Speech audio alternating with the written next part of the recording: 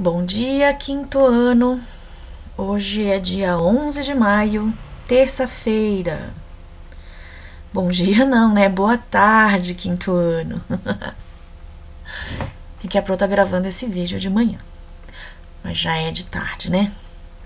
Hoje nós temos aula de matemática, de língua portuguesa e de arte com a Pro Roberta. Copie um cabeçalho no caderno com letra cursiva, alfabeto em letra cursiva também. Aqui eu coloquei matemática e língua portuguesa, mas nós vamos começar a aula com língua portuguesa. Peguem seu material. Livro Aprender Sempre. Vamos falar um pouquinho agora da sequência 4. Sequência didática 4. Página 51. Coloquem a data aí do ladinho, dia 11 de maio. Quem conta um conto? Esse é o título da sequência didática 4. Nós vamos trabalhar duas questõezinhas hoje só, tá bom? Vou explicar para vocês o que nós vamos aprender nessa sequência. Conto, gênero conto. Vocês já conhecem contos, né? Era uma vez uma linda garotinha chamada Chapeuzinho Vermelho. Conto tradicional, né? O que vai trabalhar essa sequência didática 4? Quem conta? Nas histórias, os contos são contados, são descritos por um narrador. É isso que a gente vai aprender nessa sequência. A gente vai, prestar atenção em quem está contando a história. Vamos ler aqui o que temos na aula 1 e 2. Vocês conhecerão a sequência didática e sua organização. Vou explicar daqui a pouquinho, para que compreendam a trajetória que farão para estudar e aprender sobre as possíveis mudanças no foco narrativo. Foco narrativo, é isso aqui que a gente vai fazer, né? Vai estudar nessa sequência 4. Para ler e aprender sobre foco narrativo, é quem está contando a história. Será que é um personagem da história que está contando a história? Será que é um narrador que conhece tudo da história e está contando a história? É isso que a gente vai aprender e vai observar nessa sequência didática 4. Então, a gente já sabe o que a gente vai aprender nessa sequência. Qual será o nosso produto final? Vai ter uma proposta de uma escrita de um conto. Mas calma lá que a gente vai chegar e a Pro vai explicar qual vai ser nosso projeto, né, o produto final dessa sequência. Vamos nos preocupar agora em entender um pouco as etapas dessa sequência didática, tá bom? Aqui, Hoje vocês conhecerão todas as etapas e as atividades que serão realizadas nessa sequência. Juntos, vocês organizarão um quadro de síntese com todas as etapas. Ele será fixado na sala de aula. Tome nota de como serão as etapas no seu caderno. E as etapas estão bem aqui.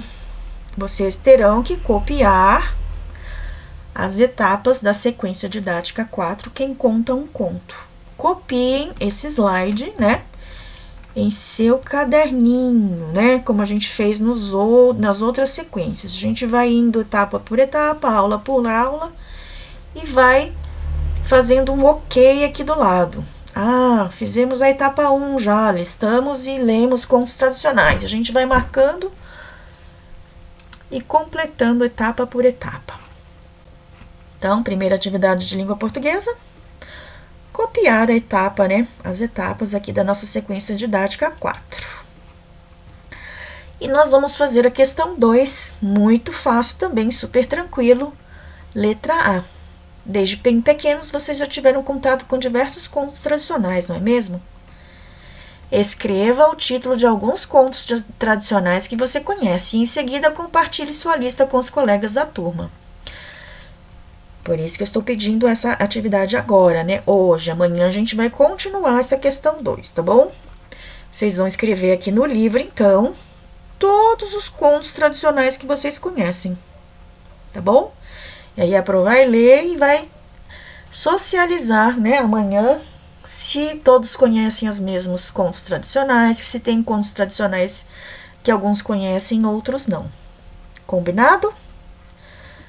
Ótimo. Então, vocês já têm duas atividades aí de língua portuguesa. Copiar as etapas, né, da sequência didática 4 e fazer a questão A aqui, escrever aqui nesta parte do livro os contos tradicionais que você conhece.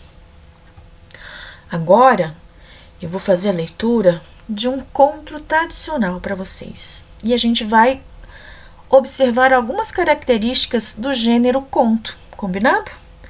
Aproveitem, então, a leitura feita pela professora e no final eu faço, né, eu enumero as características dos contos, tudo bem? Talvez vocês já tenham ouvido este conto na vida de vocês. Rumpelstiltskin, escrito pelos irmãos Grimm.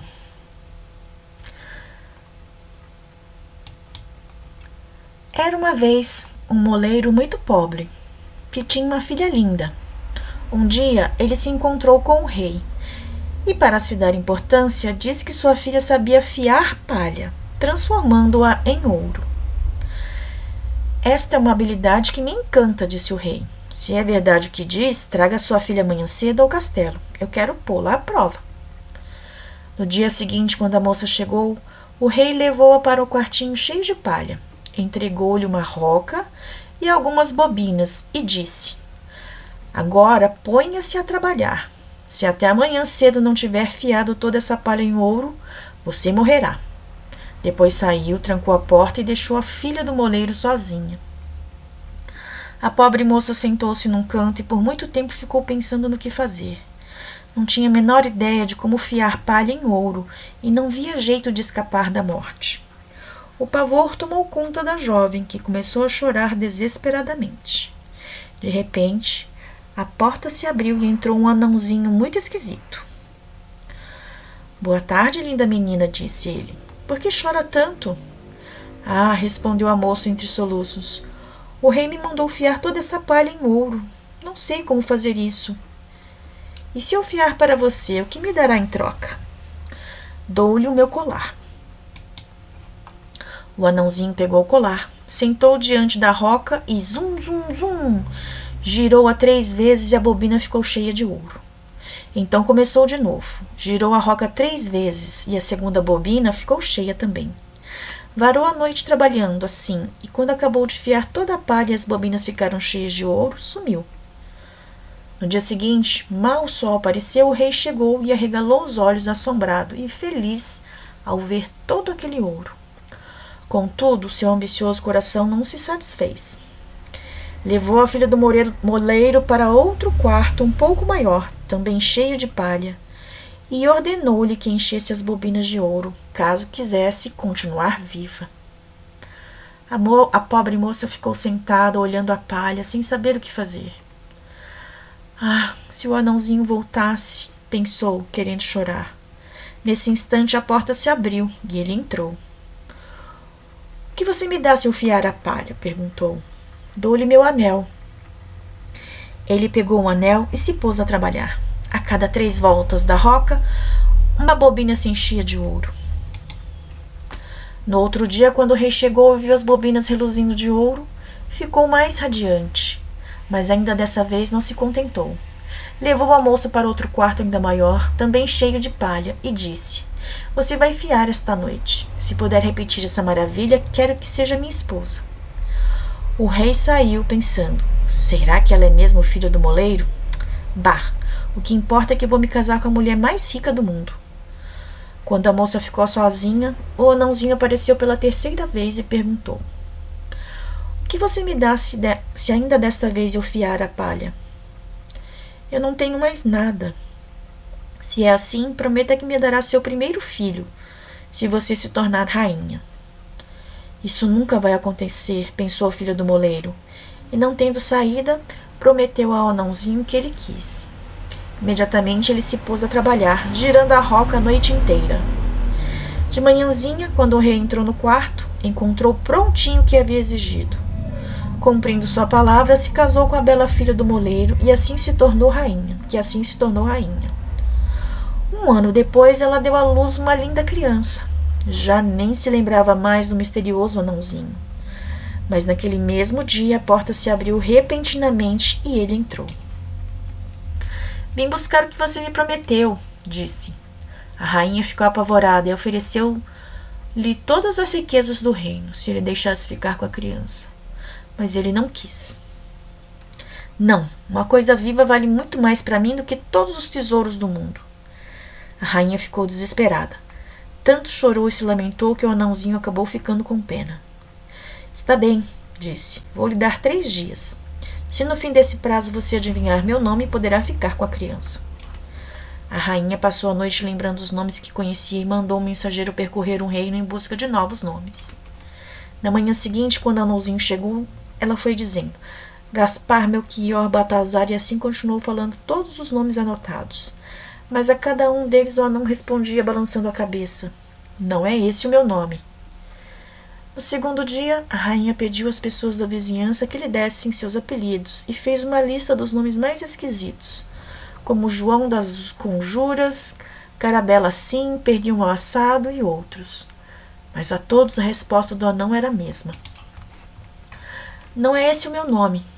No terceiro dia, o mensageiro que andava pelo reino à cata de novos nomes voltou e disse: Não descobri um só nome novo, mas eu estava andando por um bosque no alto de um monte, onde raposas e coelhos dizem boa noite uns aos outros, quando vi uma cabana. Diante da porta ardia uma fogueirinha e um anão muito esquisito, pulando num pé só ao redor do fogo, cantava: Hoje eu frito, amanhã eu cozinho, depois de amanhã será meu filho da rainha. Coisa boa é ninguém saber que meu nome é Rumpelstiltskin. Pode-se imaginar a alegria da rainha quando ouviu esse nome. E quando um pouco mais tarde o anãozinho veio e perguntou: Então, senhora rainha, qual o meu nome? Ela disse antes: Será fulano? Não. Será Beltrano? Não. Será por acaso Rumpelstiltskin? Foi o diabo que te contou, gritou o anãozinho furioso, e bateu o pé direito com tanta força no chão que afundou até a virilha. Depois, tentando tirar o pé do buraco, agarrou com ambas as mãos o pé esquerdo e puxou para cima com tal violência que seu corpo se rasgou em 2. Então, desapareceu. Quem gostou, bate palma. Legal essa história, né? Esse conto, Rumpelstiltskin. Vamos prestar atenção agora nas características deste gênero? Características do gênero conto tradicional que aparecem na história Rumpelstiltskin. Este conto é uma narrativa curta que envolve um conflito, né? Qual é o conflito aqui dessa história? A mocinha ia ser morta pelo rei, né? Se ela não fiasse a palha em ouro, certo? Uma característica desse gênero, desse conto, possui um número limitado de personagens, né? É o pai da moça, é o rei, é a mocinha e é o anão, certo? Possui uma luta entre o bem e o mal, com certeza, né? Começa com Era uma vez. Começa com Era uma vez. Era uma vez um moleiro que tinha uma filha muito linda. É assim que começa essa história. Outra característica é narrado em terceira pessoa, com um narrador que não participa da história e sabe tudo o que se passa com os personagens. É assim? É assim. Era uma vez um moleiro, né, que tinha uma filha muito linda. O narrador vai contando a história, vai descrevendo os personagens, vai contando as situações que se passam na história. Ele não participa da história, né? Mas sabe de tudo que se passa com os personagens. Esse conto termina com um final feliz? Sim, né? A rainha acaba se casando com o rei, quer dizer, a moça vira rainha e tem um filho, e o anão não consegue levar o filhinho dela, né? É um final feliz. Essas características aqui estão presentes na maioria dos contos, né, tradicionais que a gente conhece, certo? Então marquem aí, né? Quem quiser anotar essa parte aqui também, é muito importante para ficar anotado no caderno, né? É isso, pessoal. Façam, então, na aula 1 e 2, a questão 1 e 2, né? Questão 1 e 2 da página 51, tá bom? Tomar nota, né, das etapas e preencher aqui no livro, né, com os nomes dos contos tradicionais que vocês conhecem, tá bom? Quem tiver dúvida, é só chamar a professora. Um abraço, até a próxima!